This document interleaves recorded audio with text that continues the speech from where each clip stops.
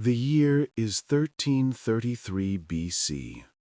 A gentle breeze whispers through the cypress trees surrounding Rome, carrying the scent of olive blossoms and distant wood smoke. The city itself, sprawling along the 7 hills, appears peaceful enough. Citizens stroll the forum, merchants hawk their wares, and children chase pigeons in the sun-dappled squares. Yet, beneath this veneer of tranquility, a deep unease simmers. This is the Roman Republic, a nation at the height of its power, yet teetering on the brink of something more. Picture it, the sun dipping below the horizon, casting long shadows across the marble temples and imposing Senate House. Inside those grand buildings, the air crackles with a different kind of energy.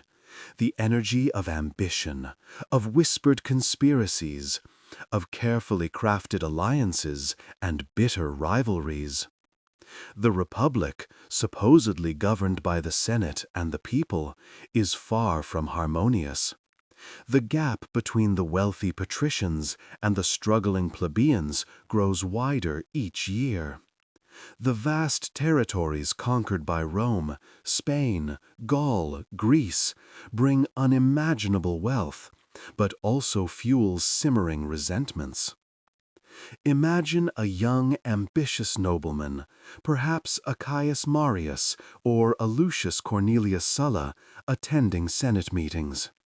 He listens to the heated debates, the clash of ideologies, the subtle maneuvering for power.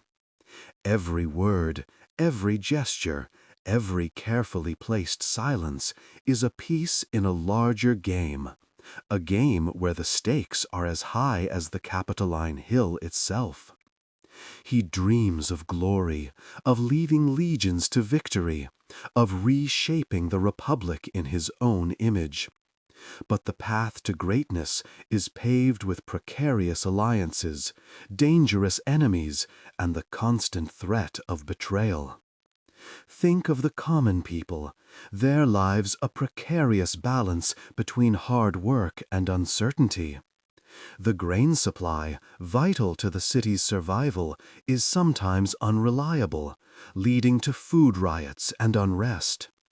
The promises of prosperity made by ambitious politicians often ring hollow, leaving many feeling forgotten and ignored. This frustration, this simmering resentment, is a powder keg just waiting for a spark. Rumors spread like wildfire through the crowded marketplaces, whispers of discontent and calls for reform.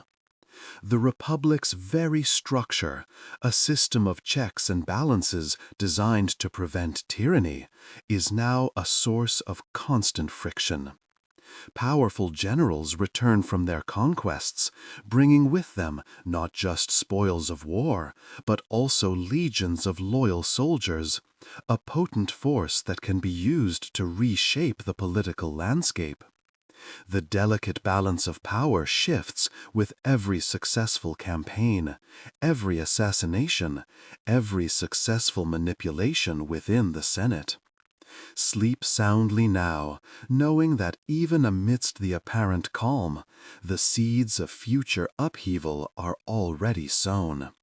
The Roman Republic, in all its grandeur, holds within it the potential for both greatness and devastating collapse. Drift off now, and let the whispers of ancient Rome lull you into a peaceful slumber. Imagine, if you will, the bustling streets of ancient Rome. The year is 100 BC, and in a grand house nestled amongst the imposing structures of the city, a boy named Gaius Julius Caesar is born. He was born into a world of privilege, his family a branch of the ancient Julian clan, tracing its lineage back to the mythical Aeneas, founder of Rome itself.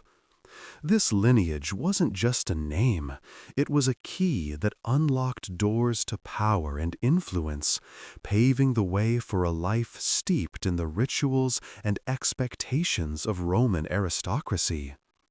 His childhood was one of tutors and teachers, of learning the arts of rhetoric and oratory, skills crucial for navigating the complex world of Roman politics.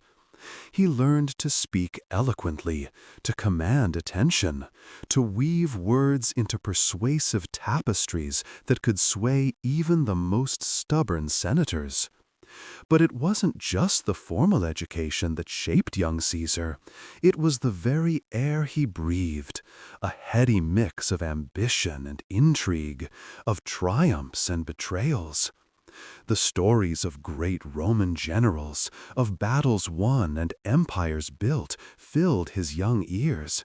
He absorbed them like a sponge, these tales of power and glory painting vivid pictures in his mind. He wasn't a bookish child content to stay within the confines of his family's walls. Even then, there was a restlessness in him, a yearning for something beyond the confines of his privileged existence.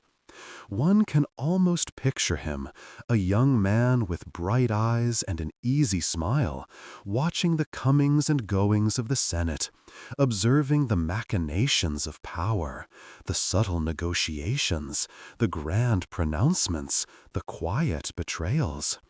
He may have spent hours in the public forums, listening to the passionate speeches of seasoned orators, perhaps even practicing his own, testing the strength and cadence of his voice, feeling the subtle shift in the crowd's attention as he spoke.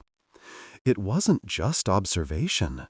He actively sought out experiences that would forge him into the man he would become.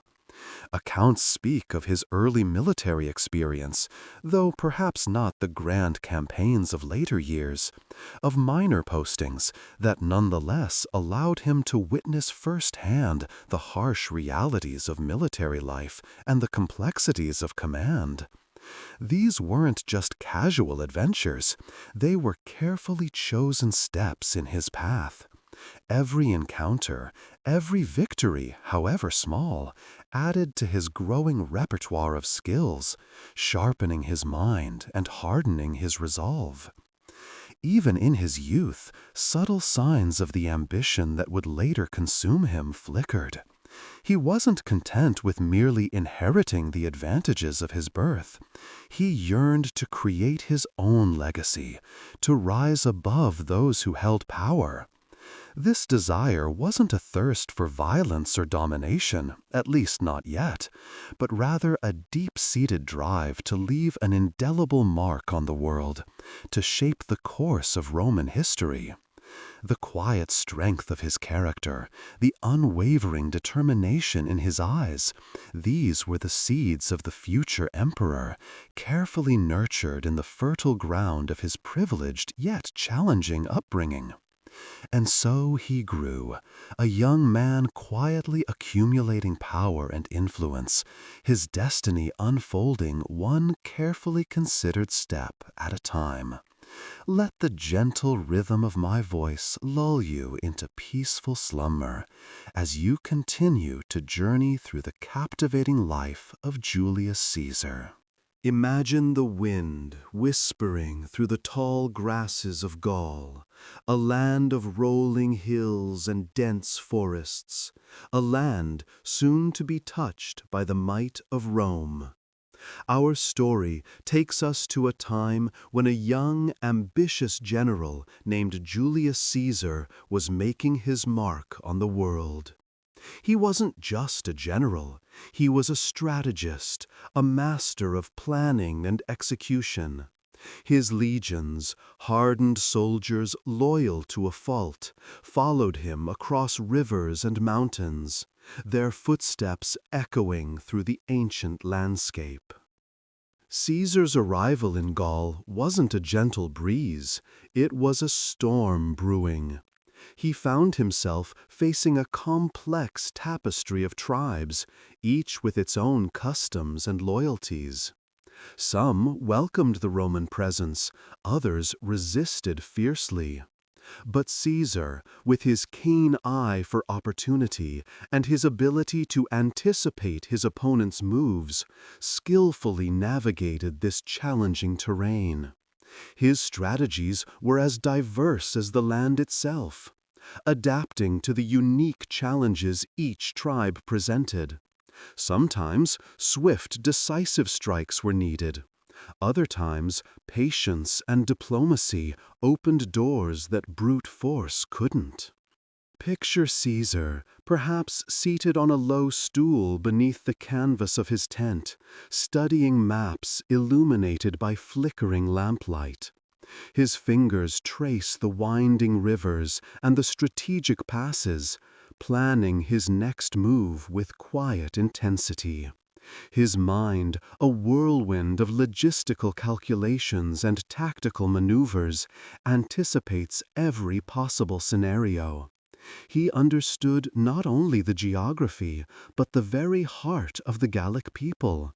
He learned their languages, understood their alliances and rivalries, using this knowledge to turn them against each other, expertly dismantling their power. The battles themselves weren't chaotic slaughters, but carefully orchestrated affairs. Caesar wouldn't simply charge into a fight.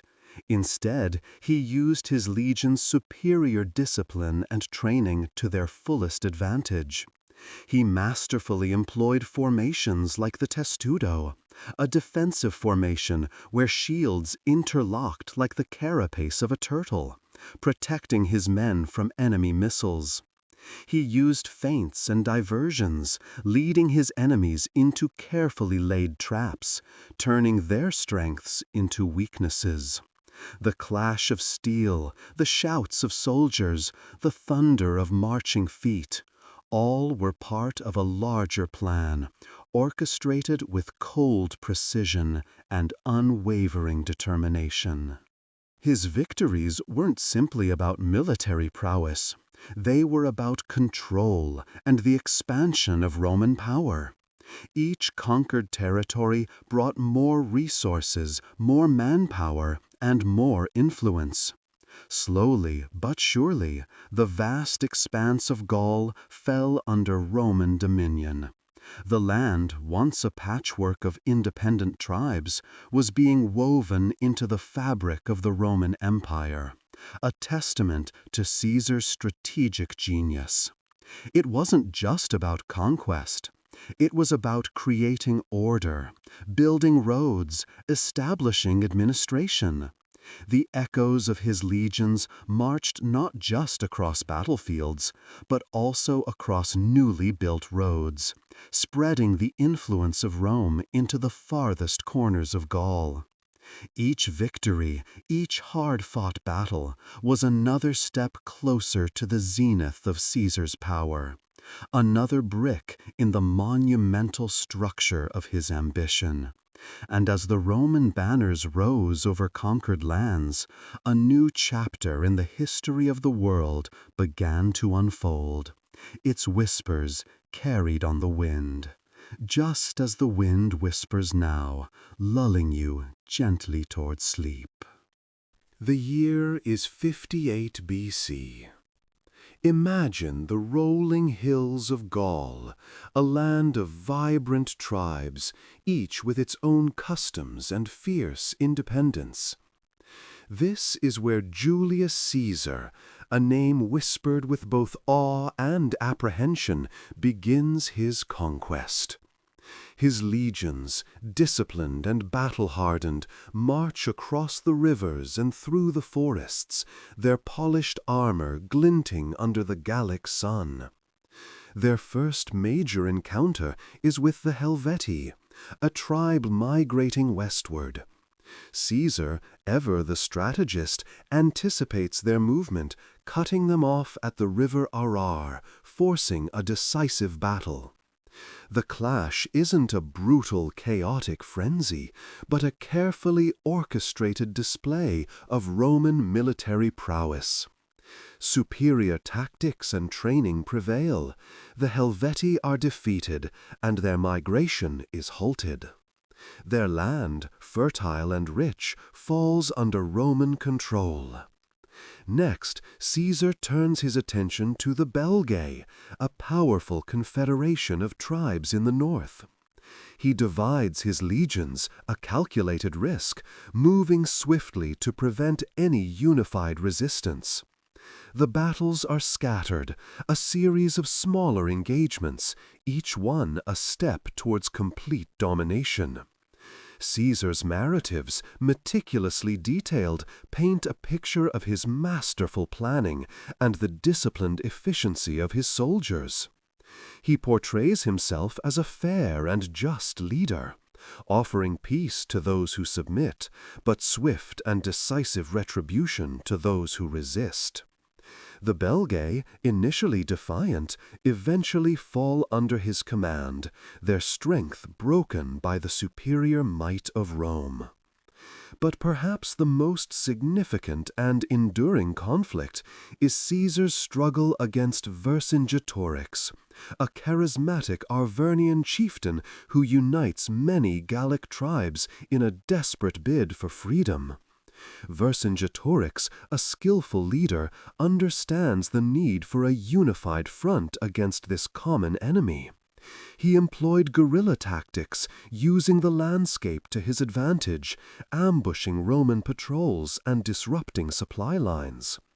The Gauls, fighting for their homeland, their very way of life, showed remarkable courage.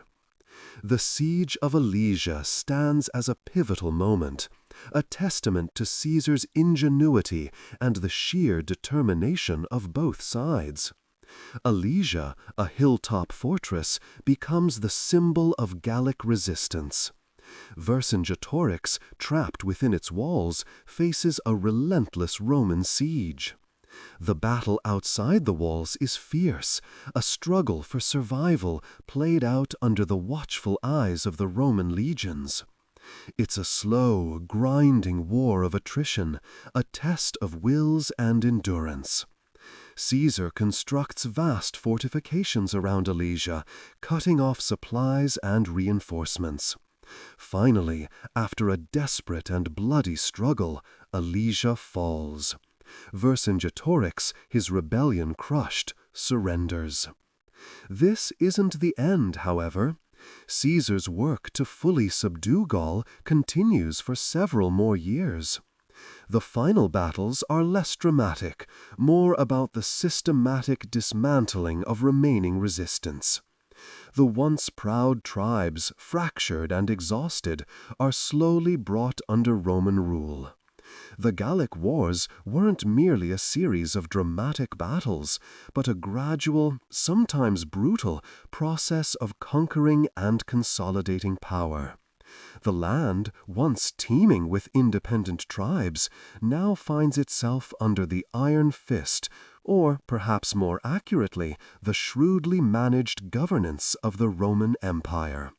And as the sun sets on Gaul, a new era dawns, an era shaped by conquest and the enduring legacy of Julius Caesar. The salty air of the Mediterranean still clung to Julius Caesar as he stepped onto Roman soil. He'd spent years conquering Gaul, his legions a blur of disciplined movement across distant lands. But Rome, Rome was different. It was a place of whispers, of shifting alliances, a place where power wasn't won by the sword alone, but by the subtle art of persuasion and sometimes intimidation. His triumphant return wasn't just a parade of spoils and captured enemies. It was a calculated move, a carefully orchestrated entry into a simmering political cauldron. The Senate, that august body of patrician privilege, watched him with a mixture of awe and apprehension.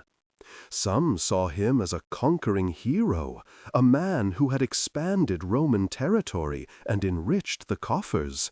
Others, however, saw him as a threat, a man too powerful, too popular, a man whose ambitions were as vast as the empire he had helped to create.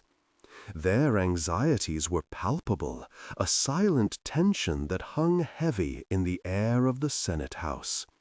They had attempted to curtail his power, to strip him of his legions, to reduce him to just another senator.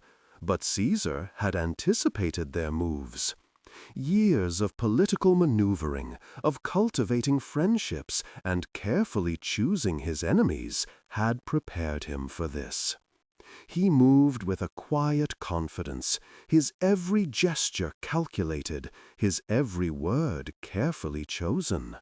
He didn't flaunt his power, but he didn't shy away from it either.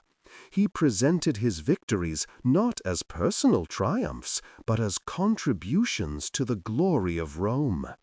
He showered the treasury with the riches plundered from Gaul, a generous gesture that eased some of the Senate's worries. He subtly reminded them of the stability he brought, the protection his legions offered against external threats. He played the game with a patient hand.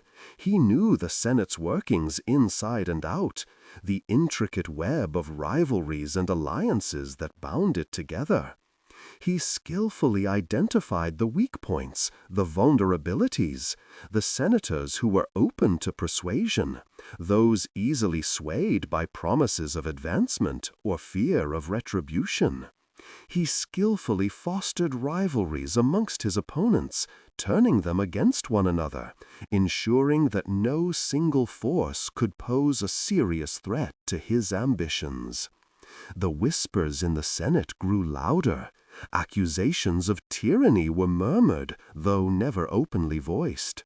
He was criticized for his ambition, his growing popularity among the common people, the loyalty of his legions.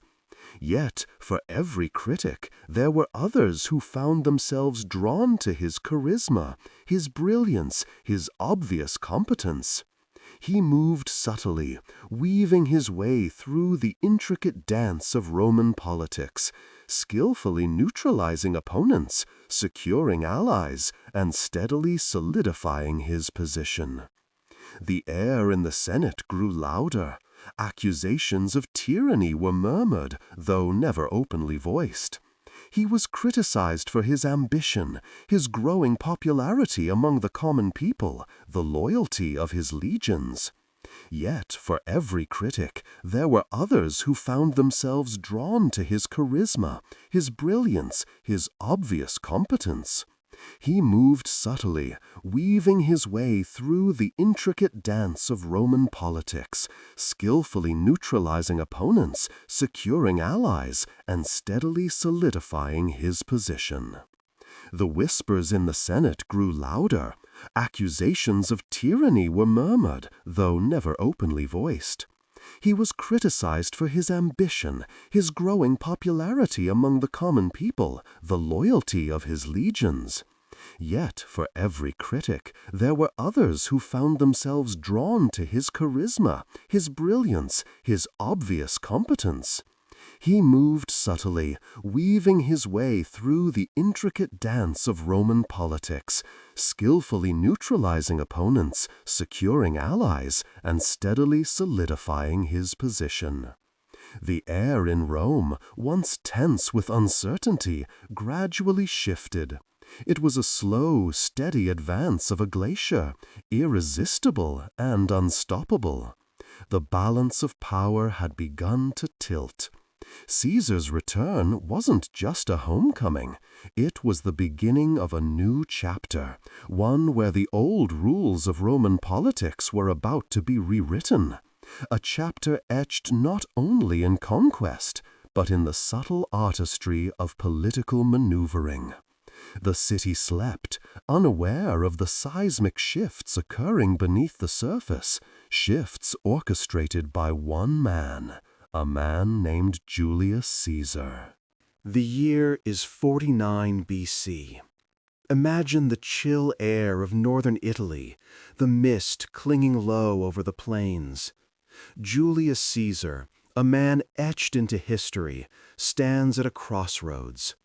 He's a powerful general, celebrated for his victories, yet he's also a controversial figure in Rome.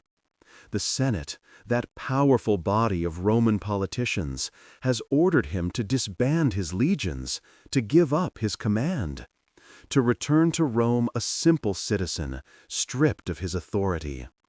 This wasn't a simple request. It was a direct challenge to his ambition, a threat to everything he'd fought for. He'd spent years conquering Gaul, expanding Rome's empire, amassing wealth and glory. His soldiers, hardened veterans, loyal to him above all others, were poised and ready. They trusted him implicitly, having followed him through countless battles. To abandon them now, to obey the Senate's decree, would be to betray their faith, to shatter the bonds of loyalty forged in blood and hardship. And, perhaps, more importantly, to surrender his own destiny. The Rubicon River. A small stream, really, but in that moment it represented a vast chasm. A boundary not just of geography, but of law and tradition. To cross it with his army meant defying the Senate directly, an act of open rebellion. It meant tearing apart the fabric of the Roman Republic and risking everything for a gamble of epic proportions. The air crackled with tension, the weight of history pressing down. He pondered, the fate of Rome resting on his shoulders. The murmurs of his men, a quiet rustle in the pre-dawn darkness, would have been almost inaudible to anyone else. Yet to him, they represented the heartbeat of his power, the very foundation of his ambition. The advisors whispered their concerns, their words lost in the growing stillness. Some urged caution, the path of obedience, of surrendering his hard-earned gains for the relative safety of the status quo. Others, fueled by ambition, whispered of glory, of victory, of the vast power that awaited him. Caesar, however, was lost in his own thoughts, weighing the risks against the potential rewards. The decision, when it came, was not a dramatic shout or a violent gesture. It was a quiet resolve, a steely glint in his eye. He had come too far, achieved too much, to surrender now. The risk was immense, the potential consequences catastrophic. Civil war, bloodshed, and chaos loomed. But Caesar chose his path. The order was given, a simple command, almost a murmur in the crisp morning air. And so the legions moved.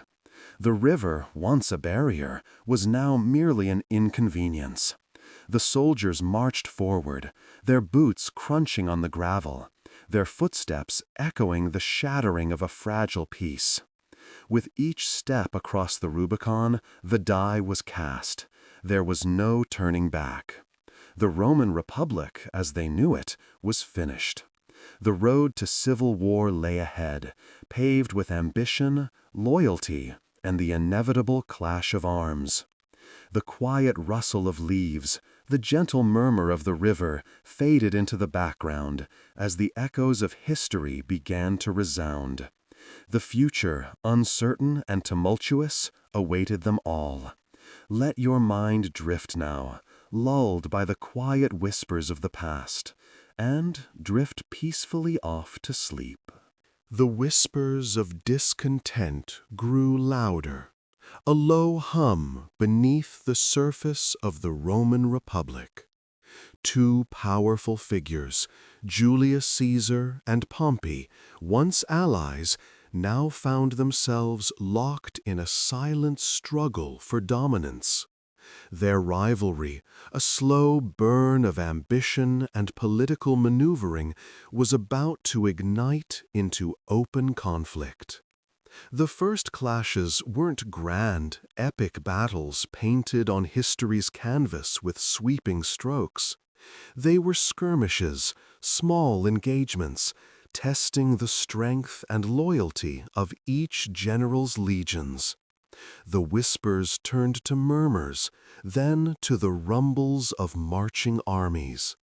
Imagine the dust rising from the plains of Italy, kicked up by thousands of sandals, each step a beat in the drum of war. Caesar, with his legions hardened by years of conquest in Gaul, moved with swift precision. He secured vital territories, his strategical brilliance a quiet force that pushed Pompey further onto the defensive. Pompey, once the darling of Rome, found his influence waning, his support fracturing under Caesar's relentless advance. Think of the shifting sands of the desert, allegiances changing with the wind, some wavering, some holding firm to their chosen side. The Battle of Pharsalus in Greece became the turning point. Not a brutal, chaotic maelstrom, as some might portray it, but a clash of disciplined forces, a slow, grinding test of will. Caesar's legions, honed by years of experience, proved superior. Pompey's army, though larger, lacked the same cohesion, the same unwavering dedication. The clash of steel resonated across the field, a dull, rhythmic sound that slowly faded as Caesar's victory became apparent. The sun dipped below the horizon, casting long shadows over the defeated army, a quiet end to a chapter of Roman history.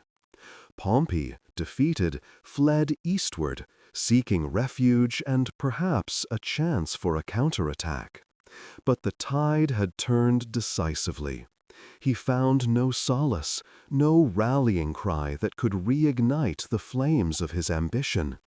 He ended up in Egypt, a land far from the familiar roar of Roman politics, a place where his fate was sealed, not in a battle, but in a silent assassination.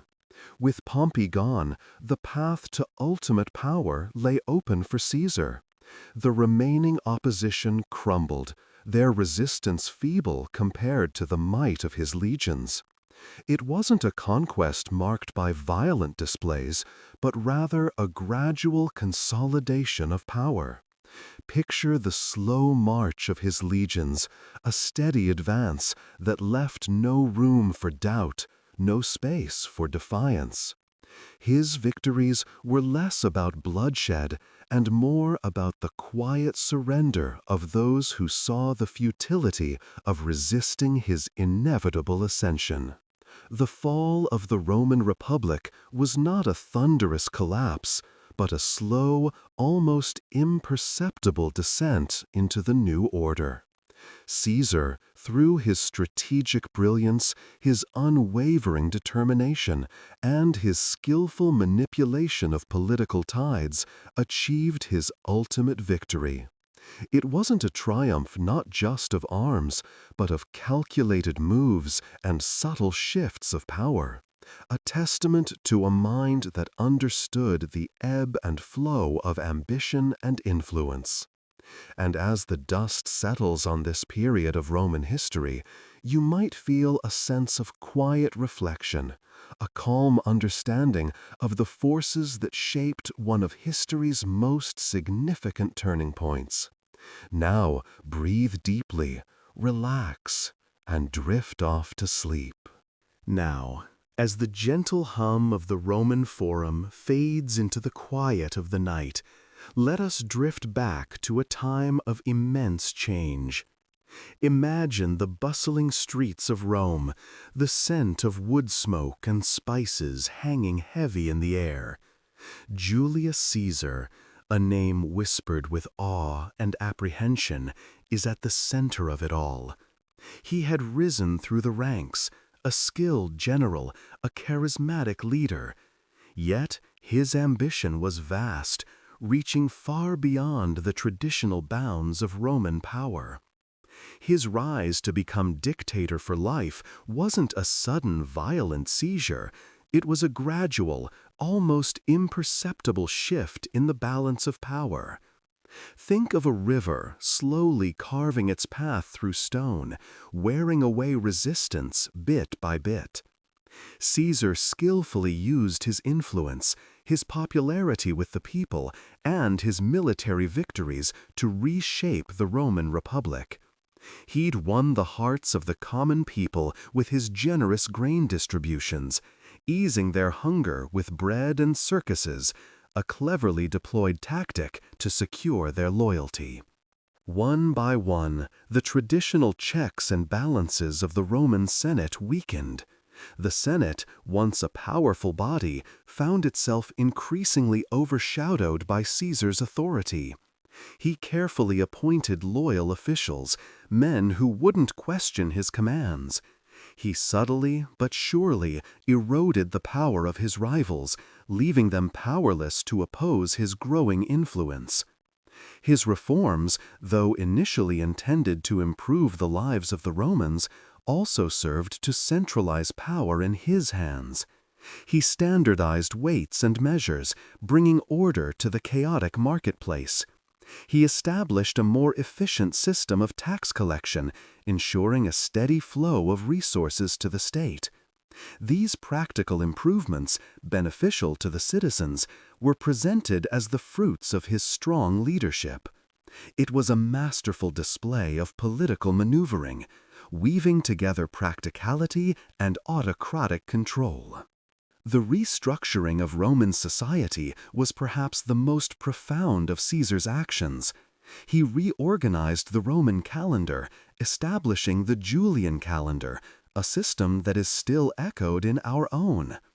He expanded citizenship rights, granting them to people from various conquered territories.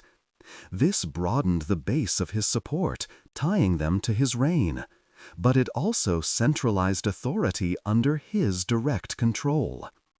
Imagine the Roman people, a mix of emotions swirling within them: gratitude for the stability he provided, uncertainty about the changes that surrounded them, fear of what the future might hold.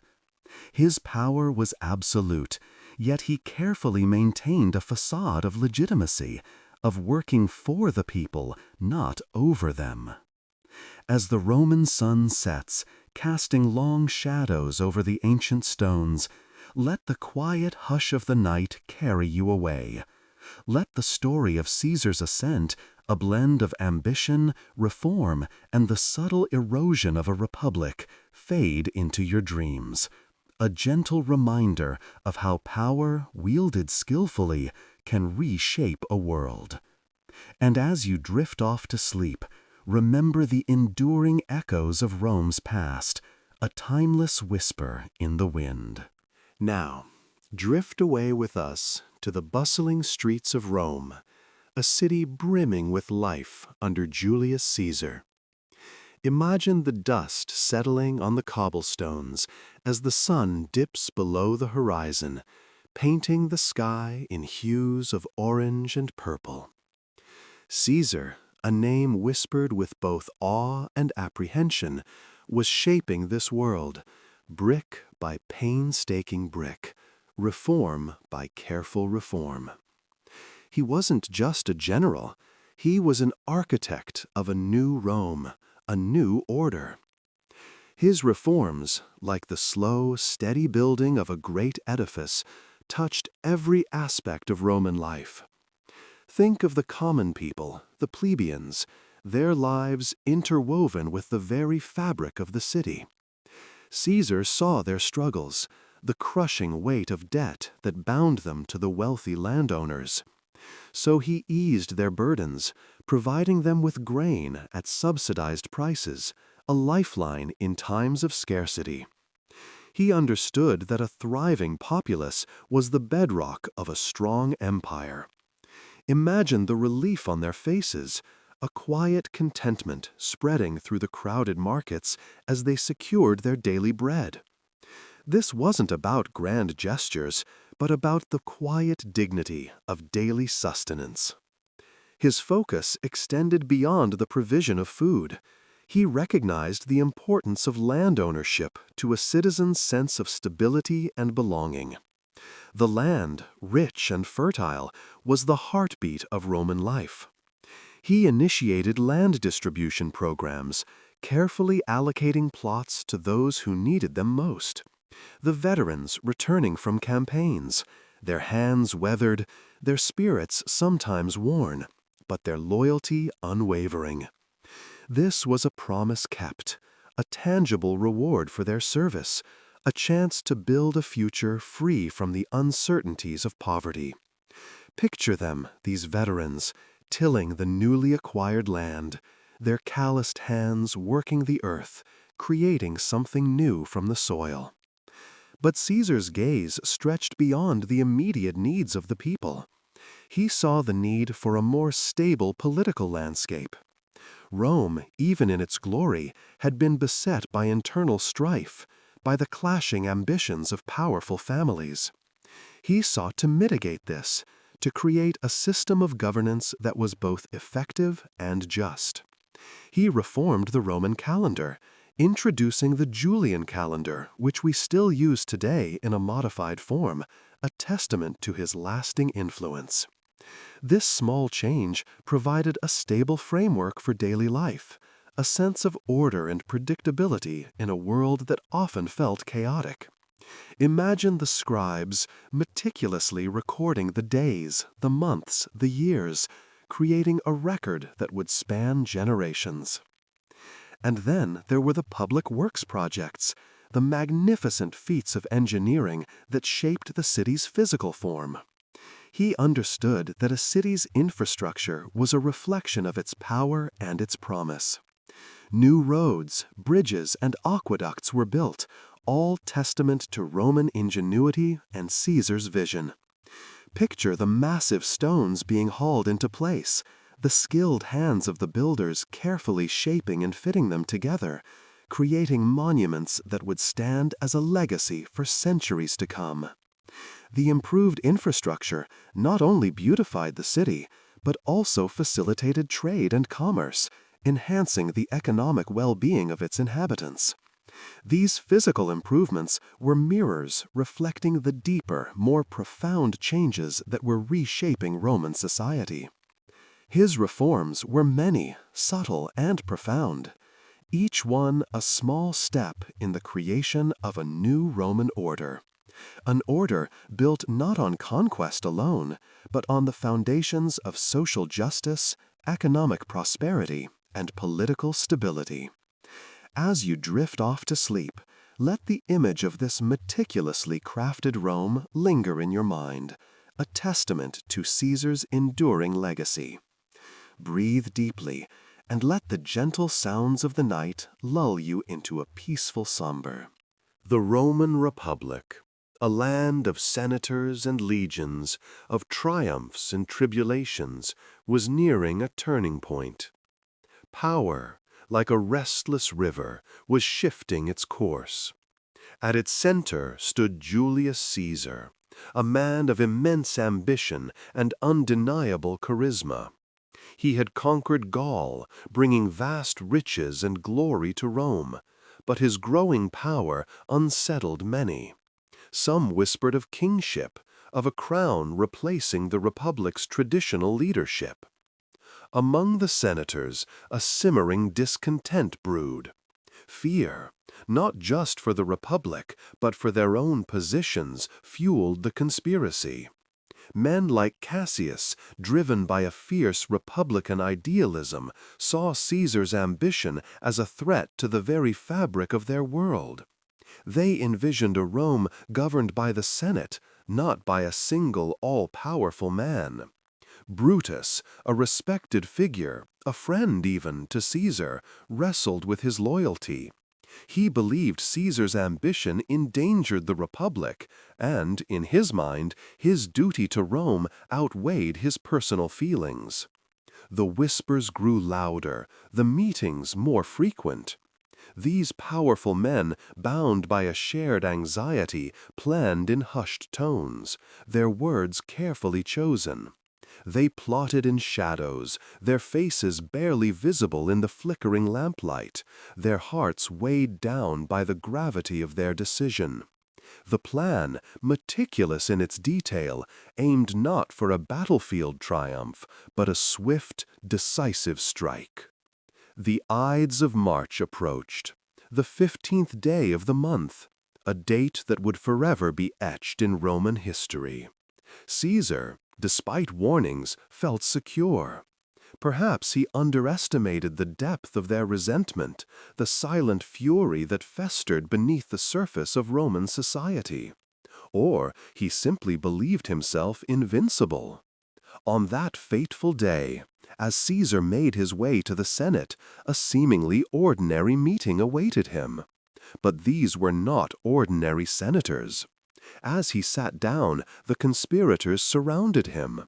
The air thickened, the murmur of conversation replaced by an unsettling silence. Then a flurry of blades, sharp and quick, flashes of steel in the dim light.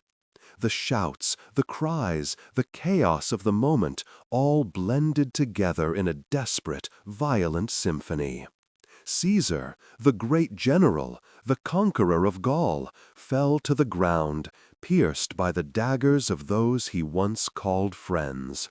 The blood stained the Senate floor, marking the tragic end of a man who had reshaped the Roman world. The assassination, intended to restore the Republic, instead plunged Rome into civil war. The seeds of discord, sown by fear and ambition, had sprung forth with deadly consequences. The whispers of a dying republic turned into the roar of conflict, a testament to the enduring power of politics and the unpredictable consequences of even the most carefully planned plots. As the sounds of the night fade and darkness surrounds you, allow yourself to drift peacefully into slumber. The air hung heavy with the scent of jasmine and the promise of rain. A slight breeze stirred the leaves in the courtyard, whispering secrets only they could understand. It was a day much like any other in the bustling city, yet it held a shadow, a premonition unseen by most. The sun, a pale disk behind a veil of clouds, cast long, stretching shadows that seemed to reach out and touch the ancient stones of the palace. Inside, the air was thick with the quiet intensity of anticipation. Footfalls echoed softly on polished marble floors, each step measured, deliberate. The usual lively chatter of servants and courtiers was hushed, replaced by a nervous stillness, a collective holding of breath. Even the birds seemed to have ceased their singing, their usual melodies replaced by an unerving silence. He arrived precisely as expected, his face composed, his footsteps steady. He moved through the familiar halls, a ghost in the hushed palace. The guards, accustomed to his presence, barely glanced his way, their focus elsewhere, their senses dulled by the unusual quiet. Perhaps they sensed the shift in the air, the subtle change in the heartbeat of the palace. Perhaps not. It is easy to miss the quiet fall of the axe until it is too late. Then the sounds. Not loud explosions or screams, but a series of sharp, quick noises, almost swallowed by the vastness of the palace. The whisper of steel, the muffled thud of a body falling, a gasp quickly stifled, then silence again, heavier now, laced with a chilling finality. The news spread like a slow ripple in a still pond. First a tremor, a hushed word exchanged between two courtiers, a furtive glance, a quickly averted gaze. Then a growing murmur, a collective intake of breath as the reality sank in. The palace, once a vibrant center of life and power, was now cloaked in a profound and unsettling silence, broken only by the quiet sobs of women and the steady tread of guards patrolling the corridors, their faces etched with grief and disbelief. The jasmine scent, once sweet and comforting, now carried a bitter undertone, a perfume of loss and betrayal. The shadows, once merely a play of light and darkness, seemed to deepen, to reach out and touch each heart with the cold hand of grief. Even the rain, when it finally arrived, seemed to weep with the city, washing away the dust of a day that would forever be etched in its memory, a day that whispered of treachery and loss, a day when the heart of the kingdom was broken. The city slept that night under a sky that mirrored its own sorrow, and so the era closed. Let us breathe now, gently into the night. Let peace find you. The air in Rome hung heavy, thick with the unspoken anxieties that followed Caesar's death. A silence broken only by the whispers of fear and the shuffling of nervous feet settled over the city. The mighty Caesar, the man who had reshaped the Republic, was gone, and with him the illusion of stability. A power vacuum, vast and echoing, yawned open at the heart of the Roman world. No clear successor had been named, no smooth transition planned. Ambition, like a coiled serpent, stirred in the shadows. Mark Antony, Caesar's loyal lieutenant, emerged from the swirling dust of uncertainty. He was a figure of considerable charisma and military prowess, a man who understood the language of power, the subtle art of persuasion, and the brutal necessity of force when diplomacy failed. He possessed Caesar's will, or at least a potent imitation of it. He secured control over vital legions, his voice growing louder, his influence expanding with each passing day. He gathered Caesar's supporters, carefully weaving together a network of alliances, securing his position amidst the chaos. Yet Antony was not alone in his ambitions. Octavian, Caesar's adopted son, a young man barely out of his teens, quietly yet steadily gathered his own strength. He carried the weight of Caesar's name, a powerful legacy that resonated deeply with many Romans. The whispers of Caesar's heir spread like wildfire, kindling the embers of loyalty and resentment in equal measure. The delicate balance of power trembled, precariously poised on the edge of a knife. The Senate, that ancient institution, watched with a mixture of apprehension and hope. They yearned for a return to the old order, a time before the overwhelming dominance of one man. But their hopes were fragile things, easily shattered by the clash of stronger wills. They attempted to rein in Antony, to curb his power, to restore the semblance of republican governance. But their efforts were weak, their pronouncements largely ignored by the legions who were more inclined to listen to a strong leader than to abstract ideals of the republic. The ensuing conflicts were not dramatic battles at first. They were subtle maneuvers, strategic alliances forged and broken, whispers of conspiracies in dimly lit rooms, the quiet accumulation of power. Each day brought fresh uncertainties, each decision made in the shadow of potential treachery. The city itself seemed to hold its breath, anticipating the inevitable storm. A low hum of unrest vibrated beneath the veneer of normalcy, a constant reminder of the precarious situation. The conflict was not merely between Antony and Octavian, though they were the central figures. Other ambitious men, sensing weakness, entered the fray, each with their own agenda, their own dreams of glory. Their actions, driven by ambition, ignited the city's volatile atmosphere, leading to a period of unrelenting uncertainty. The city's streets, once filled with the confident strides of a unified populace, were now tinged with a sense of foreboding, every shadow potentially hiding a threat. The gentle lull of evening was often disrupted by hushed arguments and the clinking of swords in hidden alleyways. Rome, once the center of the world, was now a place where danger lurked around every corner, a city consumed by the simmering anxieties of its own uncertainty.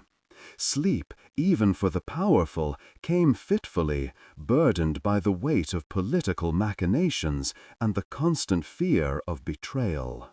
The year is 44 BC. A hush falls over Rome, a heavy silence settling on the bustling streets.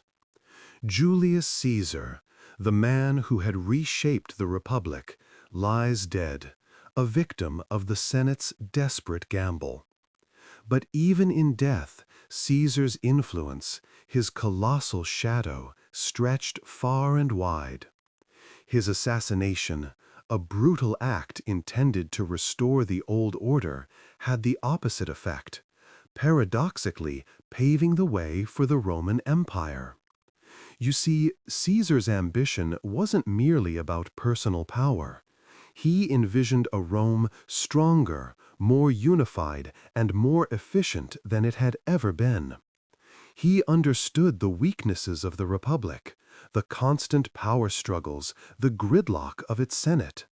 His reforms, though sometimes ruthless, aimed to streamline the system, to make it function more effectively. He expanded Roman citizenship, extending its benefits and solidifying his support across a wider population.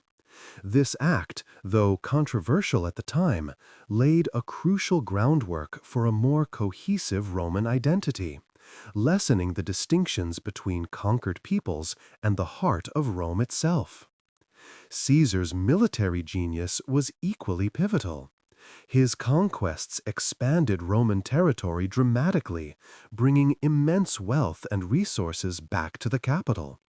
This influx of wealth, however, also fueled the very ambitions that ultimately led to his downfall. But the sheer size and stability of the empire he created, the far-reaching reach of his legions, established a precedent, a template for future emperors to follow. The structures he put in place, the administrative systems, the military organization, proved incredibly resilient, enduring long after his death.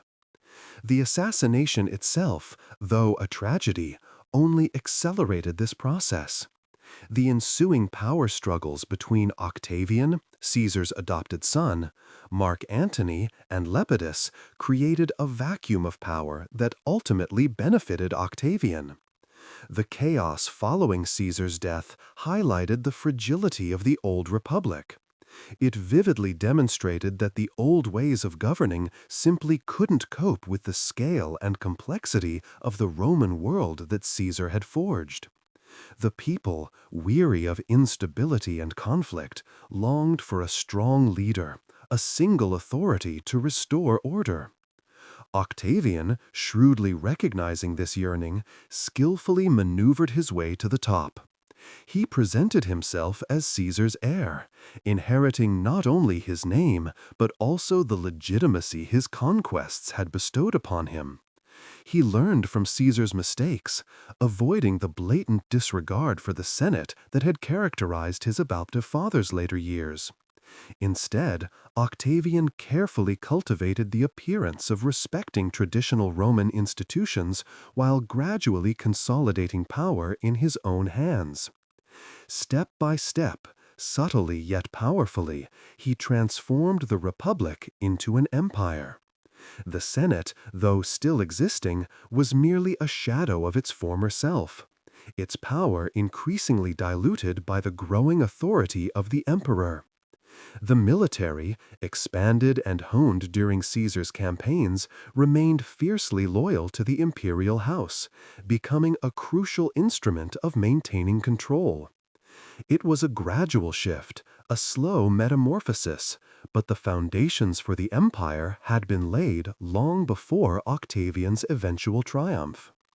So, as you drift off to sleep, remember that even in the wake of tragedy and assassination, the seeds of the mighty Roman Empire were sown in the ambitious vision and unwavering actions of Julius Caesar. His legacy, a complex tapestry of conquest, reform, and ultimately his own violent end, became the very bedrock upon which the vast Roman Empire would rise, influencing the course of history for centuries to come. Let the quiet rhythm of these words lull you into a peaceful slumber. Good night.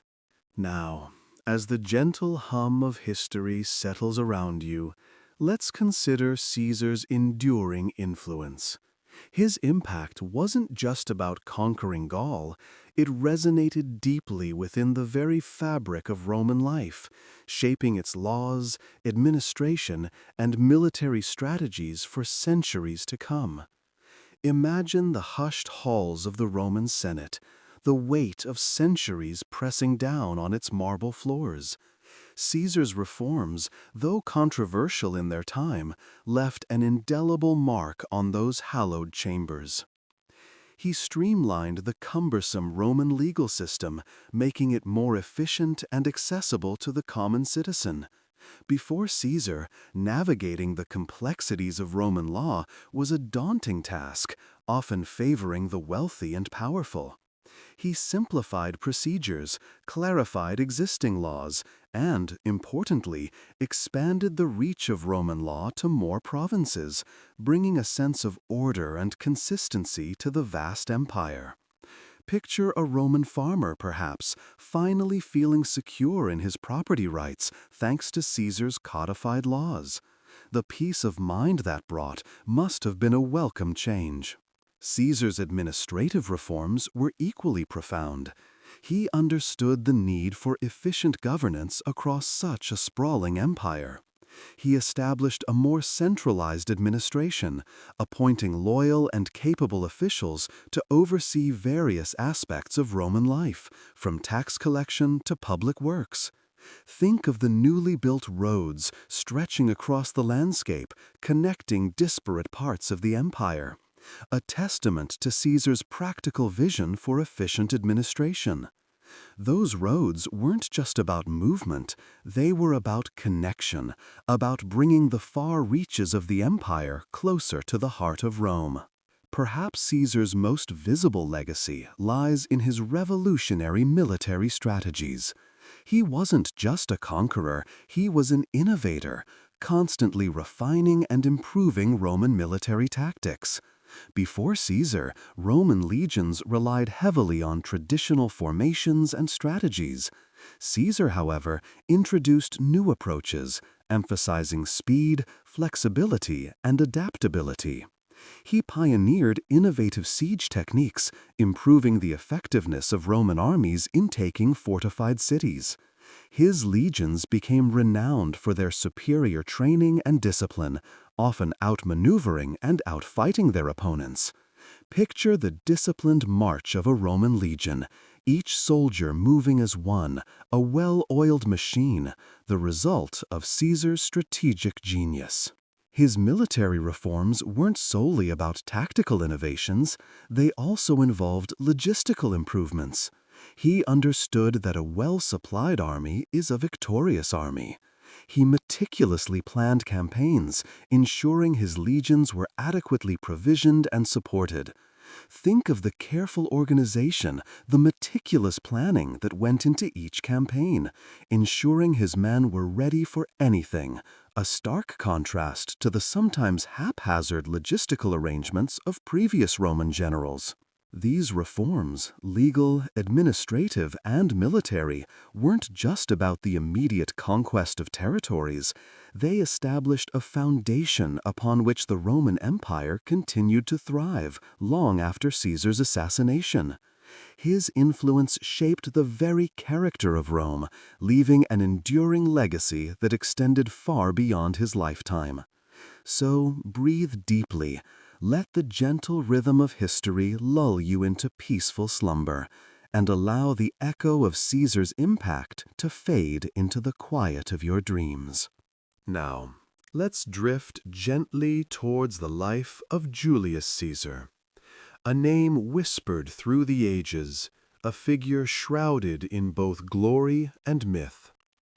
We often picture Caesar as he's been presented to us, a powerful, almost godlike figure, triumphant in battle, a master of rhetoric, a cunning strategist. But the reality, as with most historical figures, is a little more nuanced. The image of Caesar crossing the Rubicon, a single defiant act that plunged Rome into civil war, is iconic. Yet the details are hazy. Was it truly such a dramatic, solitary moment, or a carefully orchestrated event played out for maximum political impact? History tends to romanticize such moments, amplifying the drama to fit the narrative. Similarly, Caesar's military genius is undeniable. He conquered Gaul, bringing vast territories and wealth to Rome. But the accounts of his victories, penned by Caesar himself, need careful scrutiny.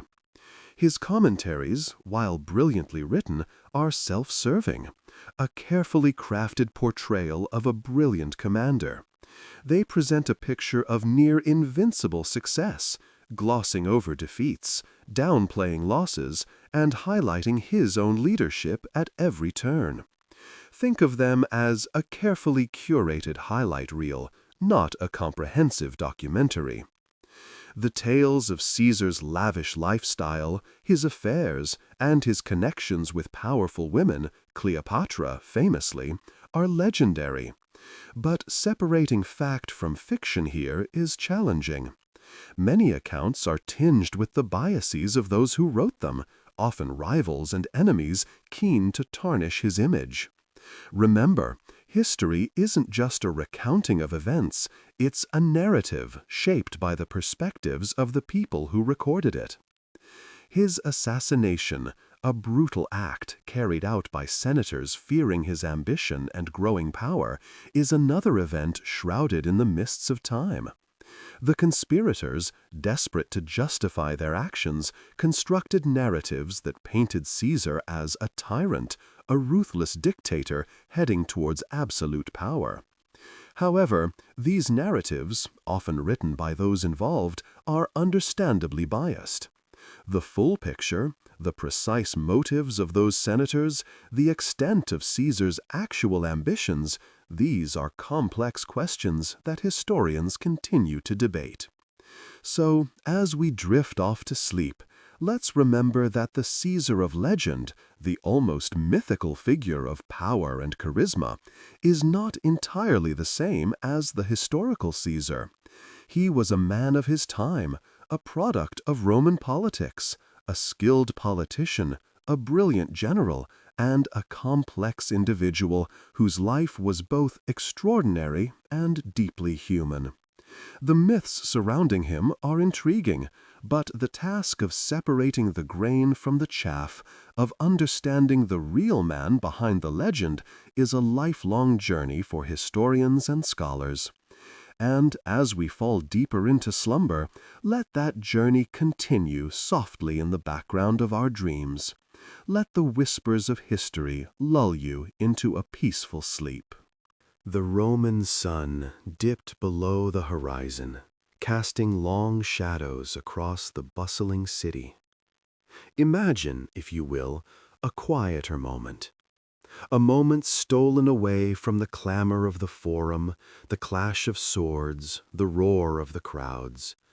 It's evening, and Gaius Julius Caesar sits alone, perhaps on a balcony overlooking the Tiber. The city lights twinkle like distant stars, mirroring the countless ambitions that once burned bright within him. He'd risen from a lineage of respectable, if not particularly powerful ancestry. Yet his name now echoed through the ages. Think of the audacious campaigns, the brilliant military strategies that brought Gaul, that vast and wild land, under Roman control. He was a master strategist, a charismatic leader, capable of inspiring fierce loyalty in his legions. He led them not just through battles, but through harsh winters, across treacherous mountains, always pushing them and himself to achieve the seemingly impossible. Picture the thrill of victory, the satisfaction of expanding the empire's reach, the weight of responsibility settling on his shoulders. Each successful campaign, each conquered territory brought him closer to the pinnacle of power. He built roads, established colonies, organized provinces, leaving an indelible mark on the face of the known world. But even as he amassed power, a shadow always seemed to follow. The envy of his rivals, the whispers of conspiracy, the constant tension of political maneuvering. The Senate, that ancient body, a sometimes fragile thing of power and tradition, watched his rise with a mixture of awe and apprehension. His reforms were bold, sometimes controversial. He sought to ease the plight of the common people, offering bread and circuses, a clever way of managing a populace that could easily turn volatile. He understood the needs of the people, yet also knew the fickle nature of their affections. And then, the assassination, the betrayal. The images linger in the mind, the flurry of daggers, the shocked faces of his friends, the echoing cries in the Senate chamber. It happened so swiftly, so unexpectedly, ending a life lived at a furious pace. Such a dramatic end to a man of such dramatic ambition. In the quiet of this imagined evening, as the city sleeps, one can only wonder what thoughts passed through Caesar's mind. Did regret touch him?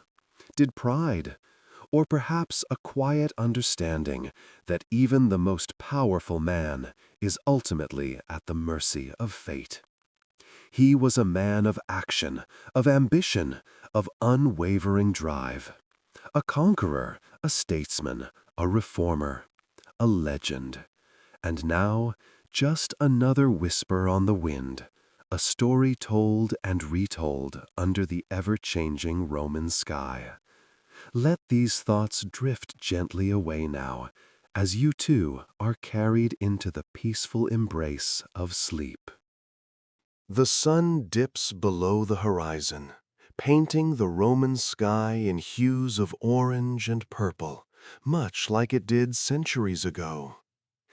Imagine yourself, if you will, standing on the Aventine Hill, the air cool against your skin, the scent of wood smoke and distant cooking fires drifting on the breeze. The sounds of the city, the low murmur of conversation, the rhythmic clang of a blacksmith's hammer, the creak of a cartwheel, are slowly fading, replaced by the chirping of crickets and the gentle hoot of an owl. The Roman Republic, a time of senators and tribunes, of triumphs and tribulations, is drawing to a close.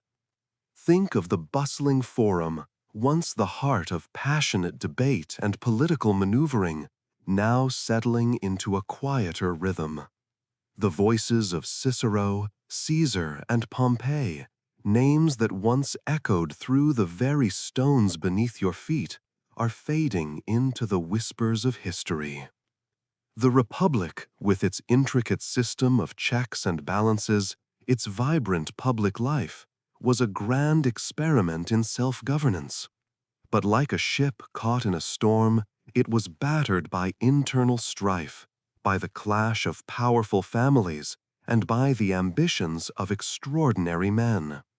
Julius Caesar, a name whispered with both awe and apprehension, rose to prominence, his star burning bright but casting long, ominous shadows. The crossing of the Rubicon, a decision that shattered the fragile peace, echoes faintly across the centuries. The ensuing civil war, a brutal conflict that tore the Republic apart, still feels palpable here in the stillness of the night. The clash of steel, the cries of the fallen, the desperation of a nation grappling with its own self-destruction, these are memories, barely audible now, like the faintest rustle of leaves in a gentle breeze. Octavian, Caesar's heir, emerged victorious from the ashes of chaos. He, the young man who inherited a legacy of ambition and violence, skillfully navigated the treacherous currents of power. He understood the need for stability, the longing for peace that settled over the weary populace. Slowly, almost imperceptibly, the Republic yielded to the empire. The Senate, once a beacon of Republican ideals, gradually lost its power, becoming a shadow of its former self. The authority, once shared, concentrated in the hands of one man, the emperor. This wasn't a sudden revolution, but a slow, almost inevitable metamorphosis, a transition from a system fractured by its own internal contradictions to a centralized authority that, for a time, brought peace and prosperity. The transformation wasn't without its costs, of course. Freedoms were curtailed, the vibrant political discourse of the Republic stifled, but the weary citizens found comfort in the relative calm after the storm. They welcomed the stability, the predictability of life under imperial rule, even if it meant a sacrifice of the ideals that had once defined their nation. The moon hangs high in the inky sky, casting a soft glow over the sleeping city. The night is calm, a gentle hush has settled over Rome.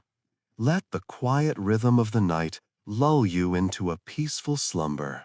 Let the echoes of history fade into a gentle murmur as you drift off into sweet dreams. Breathe deeply, feel the calm, and let the weight of the day gently release its hold. Sleep now, and let the quiet of the Roman night cradle you to rest.